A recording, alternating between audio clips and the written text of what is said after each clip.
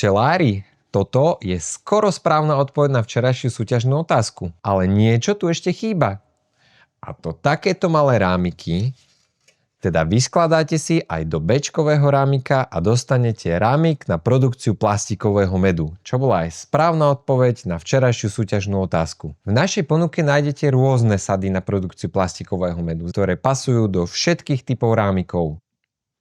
Takýto parádny rámik plný medu a pripravený rovno pre vašich zákazníkov. A nový súťažný produkt je...